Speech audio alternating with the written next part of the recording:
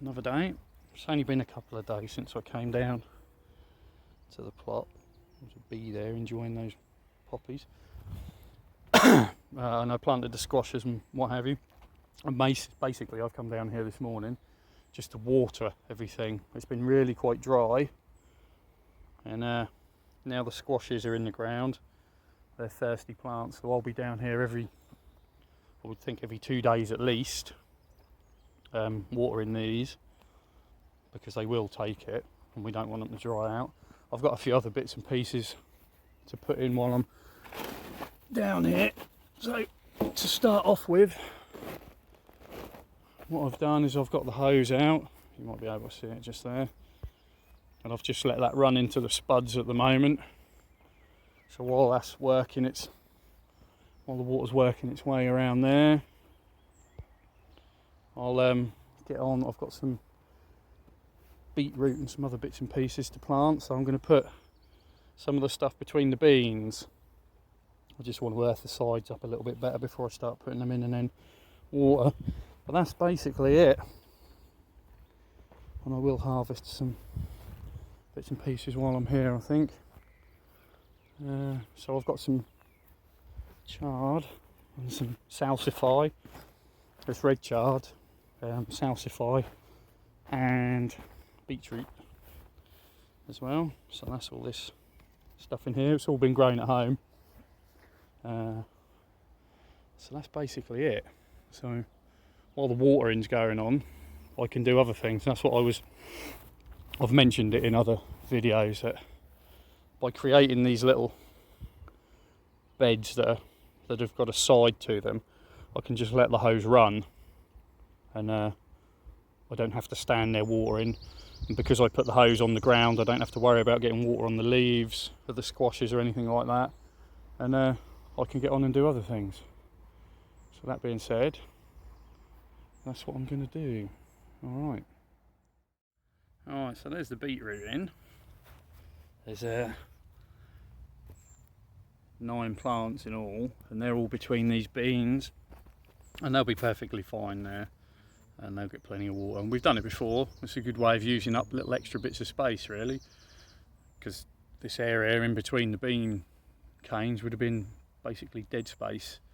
Nothing would have been used, growing here because of the beans. But you can get away with putting crops like beetroots in, or radishes, something quick growing. You can do the same with potatoes as well, daft as it sounds. So when you put your spuds in, you can either go between the rows of spud, or on top of the when you earth them up and put quick crops in like lettuce, things like that. So what I've got left is my 6 salsify plants, and I've got 6 chard plants. Well, I'm just going to put the salsify in there for now.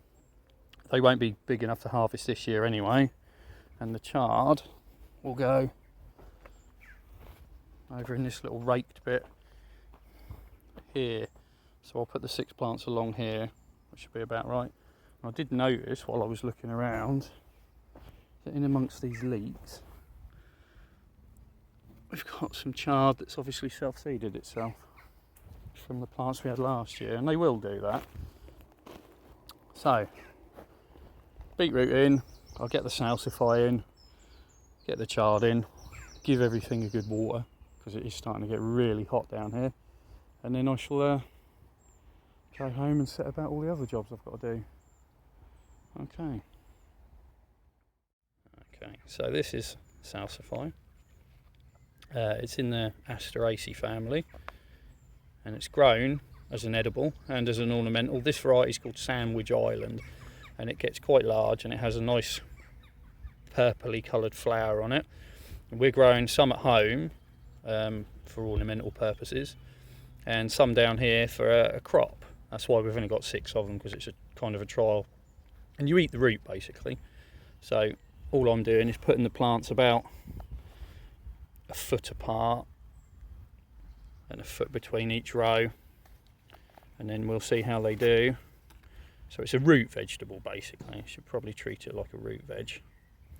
I'll pop that in the hole there, and the other one roughly. The soil's quite dry, but these these should be alright down here. They've got good roots on them, you can see there, look. So, roughly a foot apart, give or take a few inches. And I've got 6 plants to put down here, and these are like a trial, and if we like the root and eat it. Sometimes it's called the oyster plant, I guess that's because it's supposed to taste vaguely oystery.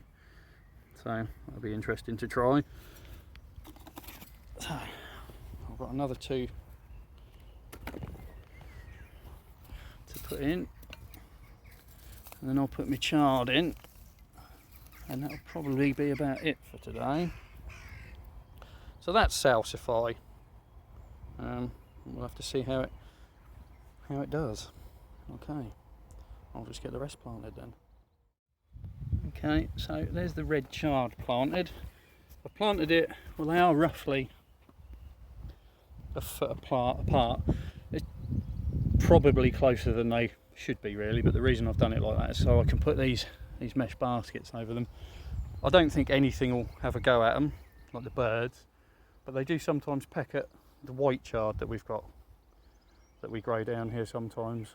And I notice that the self-seeded stuff sometimes they have a go at that as well. So while the plants are small, we'll keep the baskets over them, and that's it.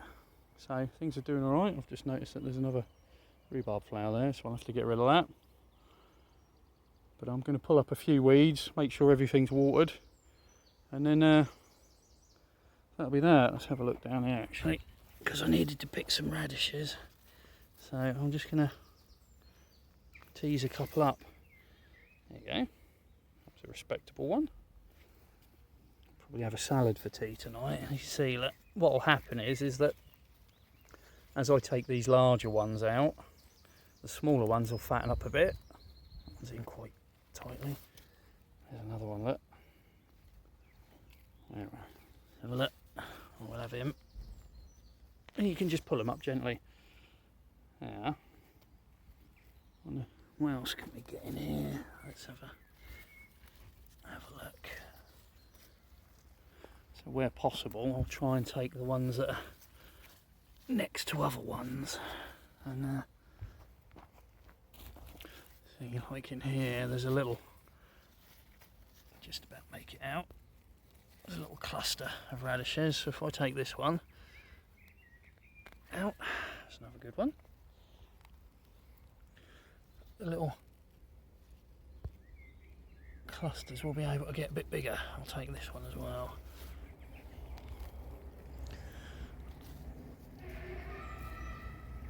There's another one. There's some good radishes there. What else have we got? Let's have a look. See if there's any more along these rows. There's a few. And this was just well, these were saved seeds. So there's a variety of radishes in here, different types.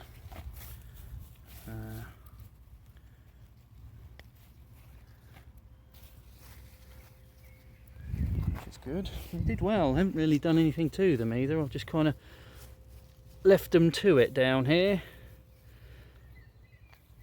Right, I think that'll probably do.